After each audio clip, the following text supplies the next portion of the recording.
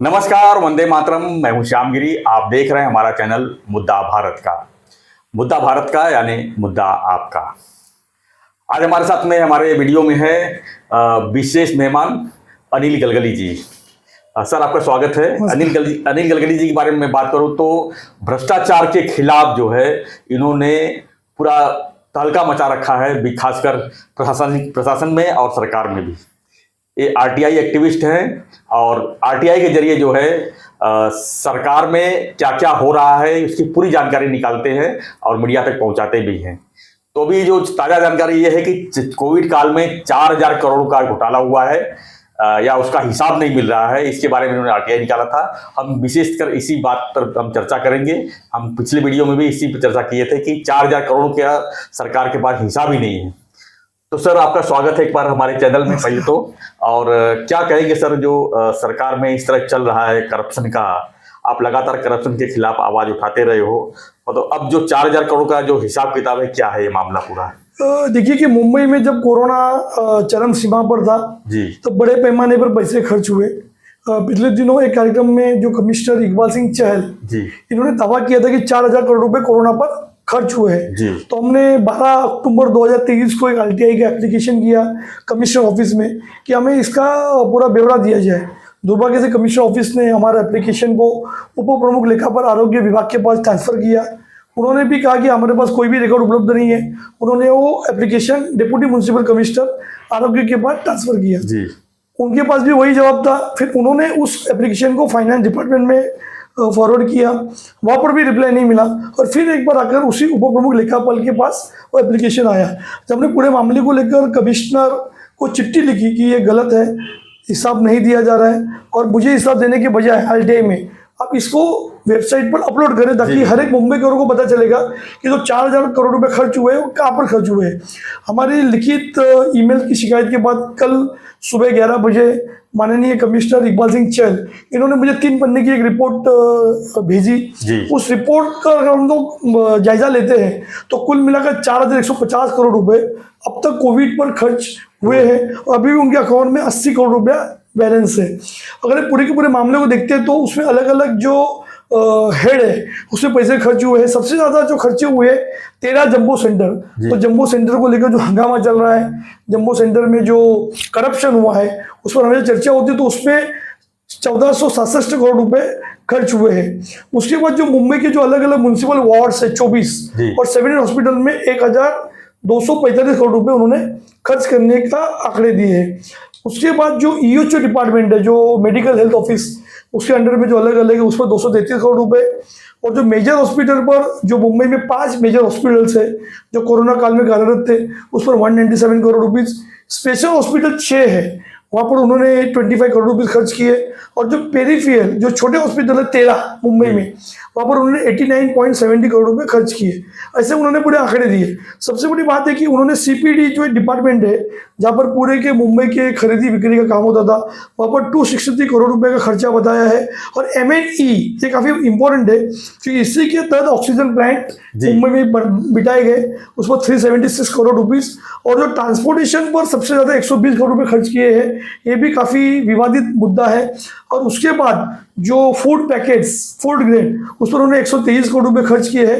ऐसे कुल मिलाकर उन्होंने जो हमें जो ब्यौरा दिया है, आंकड़े तो ठीक है मगर हम इससे संतोष नहीं है क्योंकि हमारा मानना है कि उन्होंने जो आंकड़े दिए हैं, हेड ऑफ द डिपार्टमेंट दिए हैं, लेकिन उसमें क्या काम हुआ, किसने क्या काम किया, कौन कॉन्ट्रैक्टर था, उसे कितने पैसे दिए गए, उसका कोई ब्यौरा नहीं है। तो हमने सरकार से और महापालिका से हमारी यही मांग है कि पूरे मामले को लेकर अगर एक व्हाइट पेपर, श्वेत पत्र अगर आप जारी करते हैं तो निश्चित तौर पर मुंबई को पता चलेगा जो टैक्स का 4,150 करोड़ रुपए कोई छोटी अमाउंट नहीं है, वो किस कॉन्ट्रैक्टर को किस काम के लिए इस्तेमाल हुई है।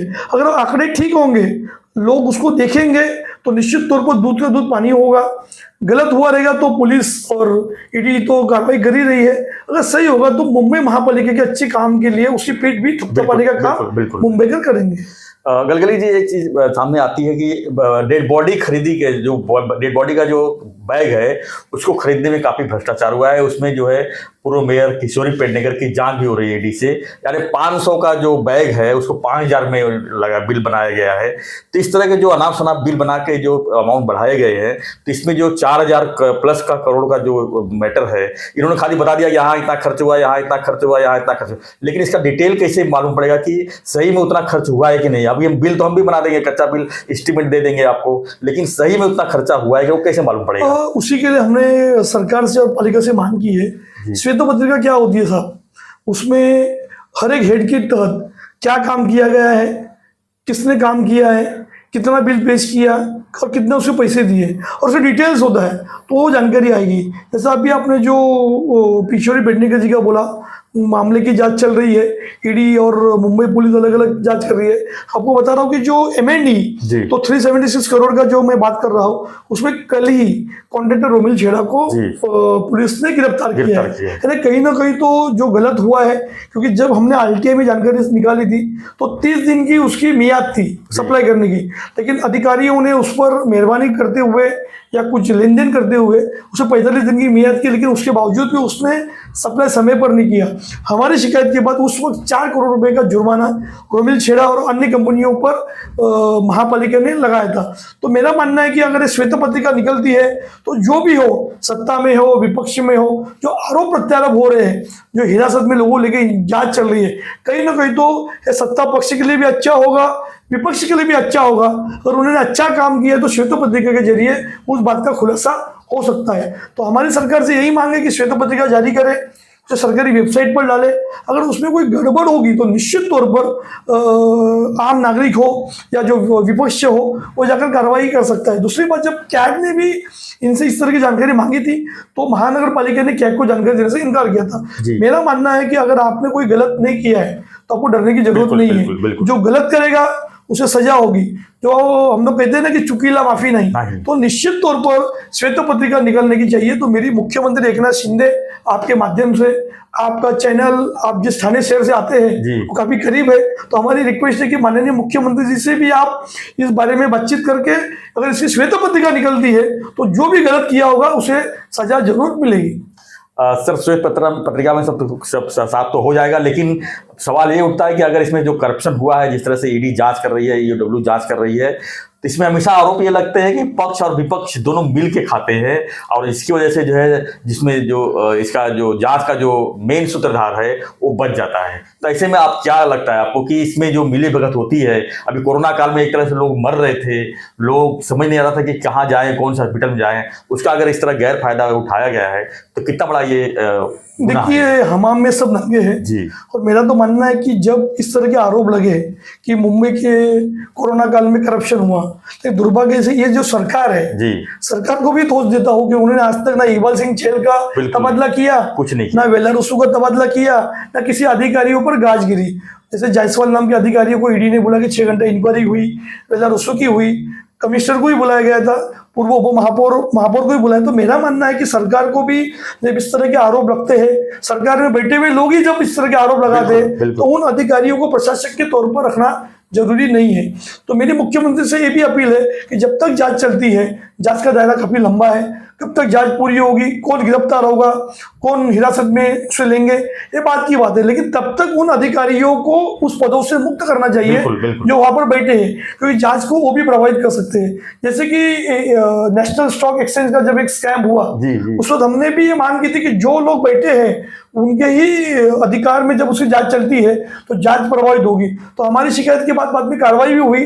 तो मेरा मानना है कि माननीय मुख्यमंत्री एकनाथ शिंदे जी को, जिनके पास नगर विकास विभाग है, उन्हें ताबड़तोब इन अधिकारियों का ट्रांसफर करना चाहिए जो उस वक्त कोरोना काल में थे, जिनके काल में भ्रष्टाचार के आरोप हुए, जिनके वजह से ही उन कंट्रैक्टर और उन अधिकारियों को प्रश्रय मिला।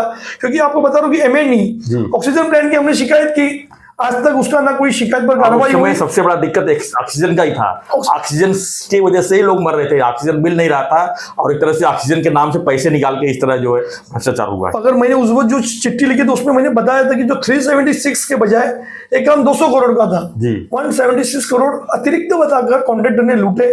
हमारी लिखित शिकायत थी, दुर्भाग्य से सरकार ने कार्रवाई नहीं। कॉन्ट्रैक्टर अकेले लूटा होगा कि जहाँ टेंडर निकलता है, टेंडर कौन निकलवाता है, अगर चैन में जाएंगे तो बहुत से ऊपर देखिए जाएंगे। मेरा तो मानना है कॉन्ट्रैक्टर ये सेकेंड फेज में जाता है जी। जो ये जो काम का 3 फेज होते हैं, सबसे पहले जो एक अंदाज पत्रक बनता है वो बनाने का काम अधिकारी करते हैं। जी। बाद में उसका एस्टीमेट बन के वो टेंडर निकलता है, उसकी दूसरी प्रोसीजर है, और लास्ट में टेंडर अलॉट होता है कॉन्ट्रैक्टर को। तो मेरा मानना है कि जब 100 रुपए की चीज को आपने 200 रुपया बताया तो निश्चित तौर पर हम कॉन्ट्रैक्टर को बाद में दोष दे सकते हैं कि जो उसमें मिलीभगत से आया। लेकिन सबसे पहले उन अधिकारियों पर भी कार्रवाई होनी चाहिए। खासकर मैं एमईएन की बात करता हूँ, हमने कितनी शिकायत की लेकिन आज तक कभी किसी शिकायत पर कार्रवाई नहीं हुई। सीपीडी, एमएनई, एग्जीक्यूटिव हेल्थ ऑफिसर, तो कहीं ना कहीं तो उन लोगों के भी मिली भगत। उन्होंने अगर गलत एस्टीमेट बनाया तो गलत एस्टीमेट के आधार पर टेंडर निकलेगा और उस टेंडर को कोई भी कॉन्ट्रैक्टर के लेगा, तो कहीं ना कहीं तो उन अधिकारियों को भी जवाबदेही है।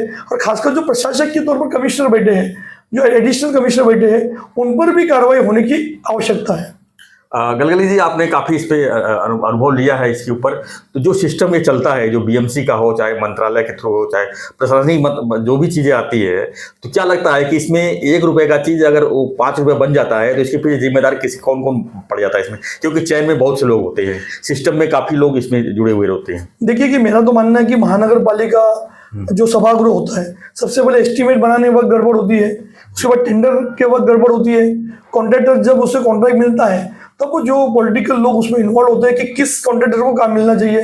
कई सारे ऐसे अधिकारी भी थे जो आज बड़े पद पर महाराष्ट्र में आईएएस है, वो तो बताते थे कि आप ये कॉन्ट्रैक्ट में हिस्सा मत दीजिए, सही डायरेक्टली कॉन्ट्रैक्टर को बुला के धमका देते ताकि उनके ही लोगों को काम मिले।